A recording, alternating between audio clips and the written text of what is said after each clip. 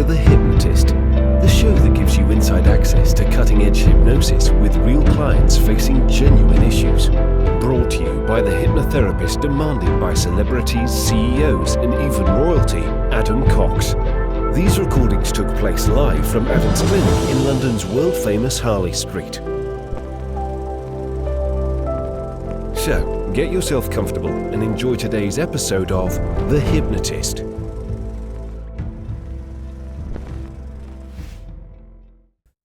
Hi, it's Adam here, and you're about to listen to a hypnosis session that was designed for a client that felt that their relationship had lost some of the love, connection, and respect, certainly that it had in the beginning. And both them and their partner didn't want to end their relationship, their marriage, but equally, they kind of knew that it wasn't giving them the same things that it did before. And what this hypnosis session is all about is about reconnecting with a certain level of self-respect that says, if it isn't as I want it to be, then I don't want it. And that doesn't mean walking away from something. It means discovering and evaluating, can it be improved? And if it can't be improved, then having that mental strength and emotional resilience to accept that and then move on. Because I think many people are stuck in relationships that they're not happy about, but they kind of feel trapped. And feeling trapped is a belief that there is no other option, but there is always an option. And this hypnosis session is designed to utilize that saying, you mend it, you don't end it. But if you can't mend it, then you have to end it. So if that feels empowering or useful, a willingness to reevaluate and see if you can regalvanize a relationship that once was good and may not be in the moment, then you might get some value from this session. Just be aware that some of these suggestions were very specific to the client that I was working with. Ignore any suggestions that aren't relevant, lean into the ones that are. And if you do like the idea of working with me directly, there will be a link in the description where you can schedule a free consultation call. We'll have a conversation, we'll have a chat over Zoom, and who knows, I might end up being your hypnotherapist. For now though, find a quiet, comfortable place where you won't be disturbed, relax, and enjoy the session.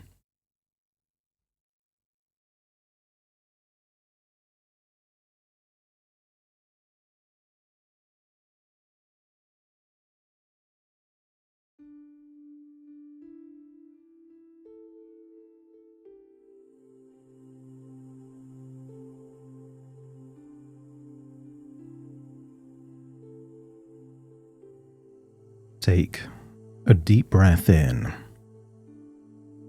As you breathe in that feeling of quiet relaxation. And as you exhale, just allow any feelings of worry, stress, or tension to feel like it's leaving your body as you exhale. As you breathe in for deeper and longer. And as you exhale, allow the outward breath to continue when you would normally stop.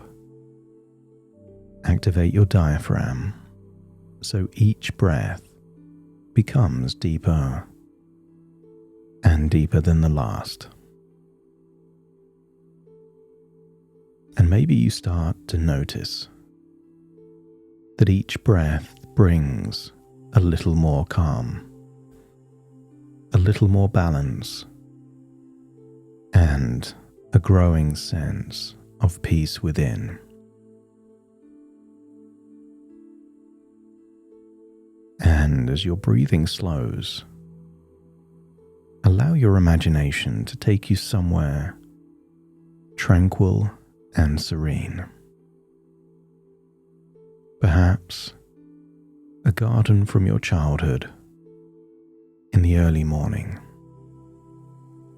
where the air feels fresh and the sunlight is bright but not warm, And maybe the color of the sky is like a sunset, blues but oranges and yellows. And maybe you could imagine a ray of light touching your skin and just feeling like pure clarity. That's it.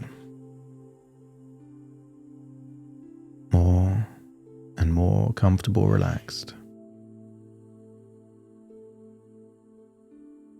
And I want you to imagine there, in that morning garden, is a hammock between two trees. And imagine this as a comfortable hammock. And as you rest in the hammock, you start to feel like it's carrying all of your weight, enabling you to drift deeper into that place of pure relaxation. Breathing in not just the cool air, but a sense of quiet confidence, a sense of pure self-respect. Just breathe that in and exhale anything that feels unaligned. And I want you to imagine a path in that garden, maybe a path that was never there before. Imagine it made of cobbled stones.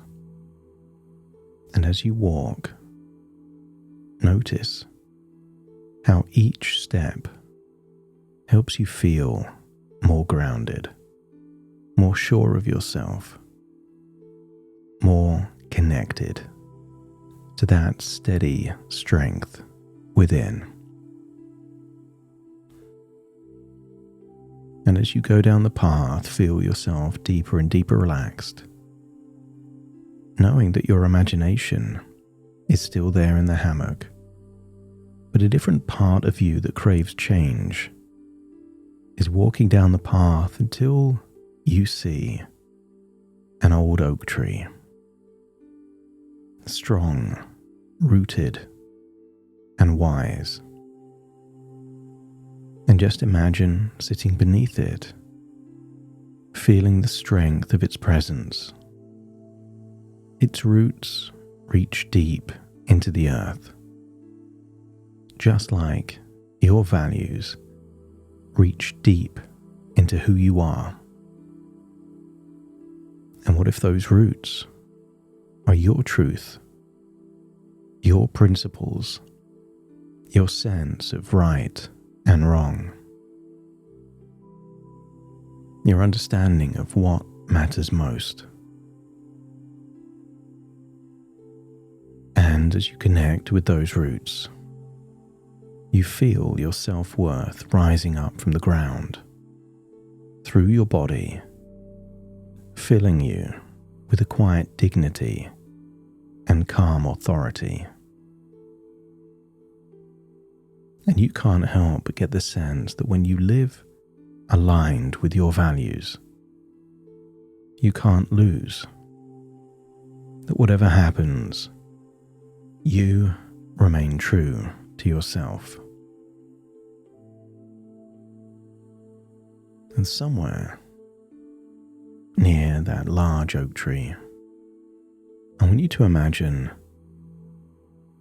a pond or a pool, water, but very still, clear, reflective, and peaceful. And as you look into it, you see your reflection, but not just your face, your very essence. You see someone who has given, cared, supported, often without gratitude, and often selflessly. And in that reflection, you also see strength, the kind of strength that doesn't need to shout or demand, because that strength is rooted in self-respect. And you begin to realize that love without respect is like a tree without roots. On the surface it looks fine, but it can't thrive. And as you choose to respect yourself, perhaps more than ever before, what if you're giving your relationship a real chance to become one built on mutual respect and truth?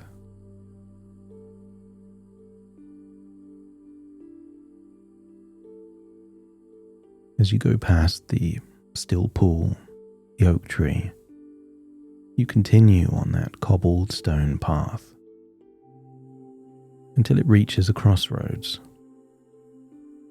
One path is smooth and familiar, and the other rough, uneven, uncertain. And as you look closer, you notice something fascinating.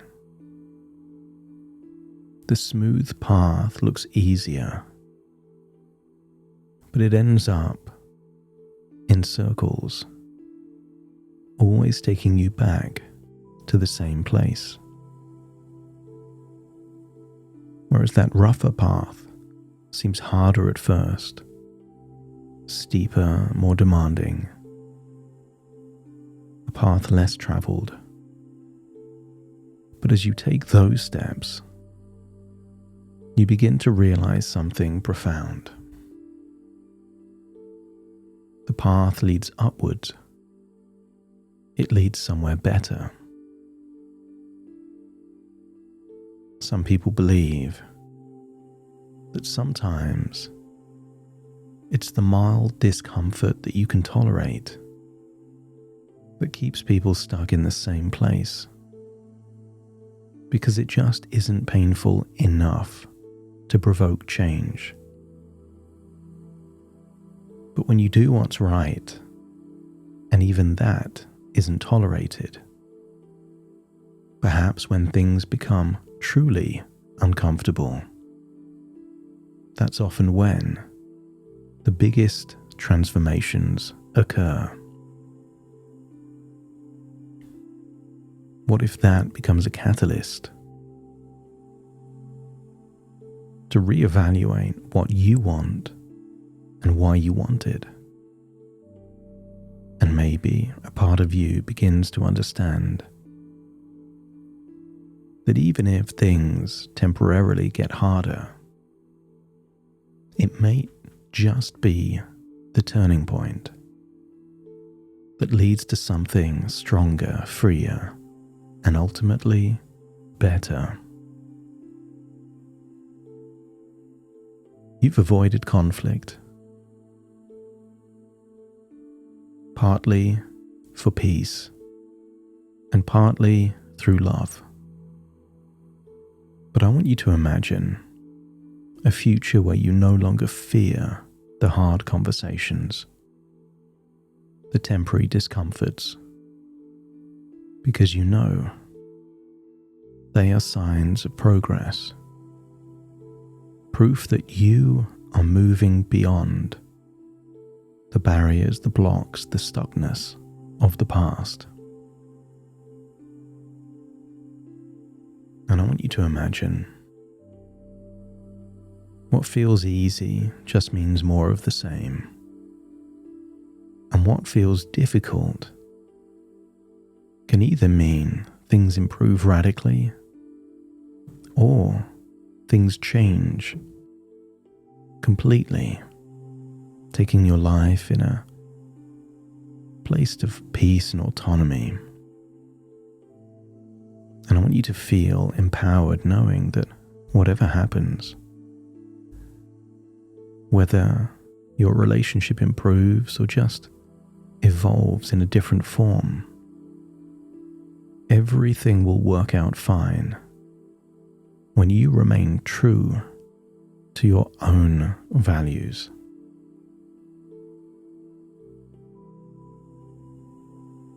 I want you to get a sense of a calm confidence, almost like a glowing light forming around you. And allow this light to represent your boundaries, your dignity, your independence. And I don't know how far this light goes beyond you, but just know that inside this light, you feel free to love fully, but never lose yourself. That you can listen and empathize, but still speak your truth. You can compromise without collapsing. What if real peace isn't found in avoiding conflict? It's found in knowing that, come what may, you can handle it. You've been through enough to know that you always find a way. Some people believe that you shouldn't end it, you should mend it. But if you can't mend it, then it's necessary to end it. And with that awareness, a new kind of calm takes root. The calm that comes from trust. Trust in yourself, trust in life. Trust that the right path will unfold when you honor and align with your truth.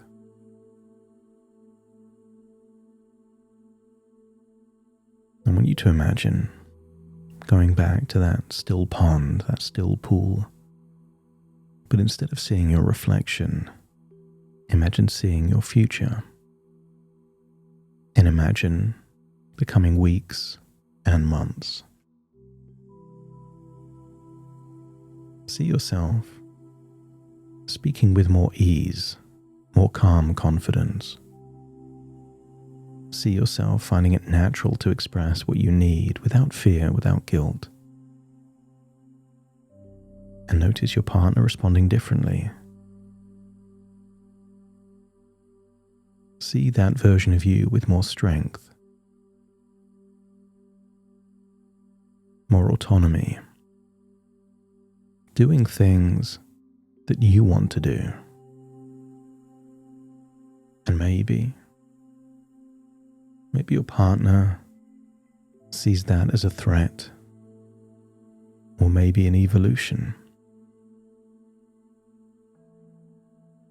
But even if there are moments of challenge, I want you to imagine yourself handling them with diplomacy, but a stoic refusal to compromise what you feel is important to you.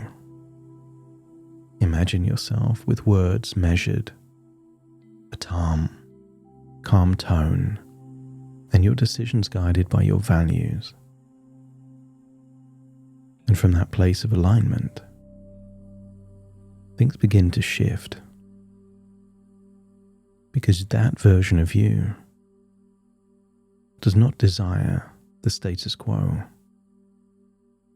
That version of you desires a change, perhaps more love, respect, and connection, or perhaps something entirely different. Not an ultimatum, but a reflection,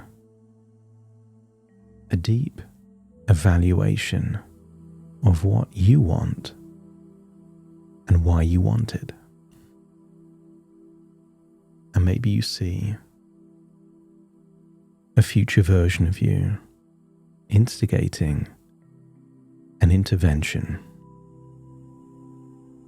that will either mend it or end it, but doesn't allow things to carry on as they've been. This is an option, not an obligation. But if you see that future, see yourself with the expression of someone that is happy with any outcome. other than things remaining the same. I want you to see that whatever happens, that version of you believes that life has a way of unfolding exactly as it should, in your favor, in your growth, and in your peace. I want you to imagine leaving the pool, walking away from that large oak tree, back down the cobbled path, and seeing a part of you that's been asleep in a hammock all this time. Perhaps that was your conscious mind.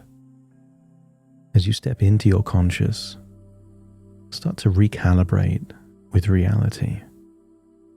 As very soon I count from 1 to 10 to awaken you.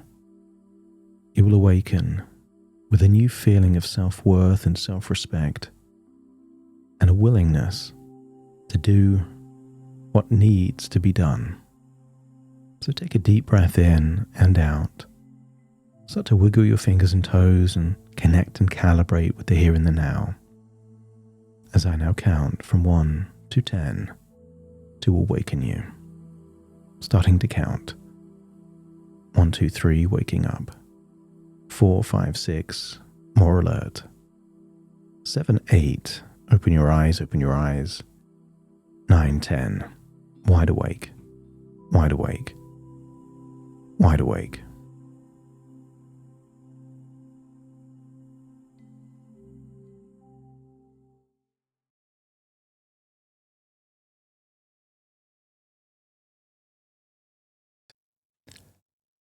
Thank you so much for joining me on today's episode of The Hypnotist. If you've enjoyed this episode or got some value from it, please give it a 5-star rating and review. And maybe you know someone that would also benefit from this particular episode, in which case share the episode with them so they can also get the benefit too.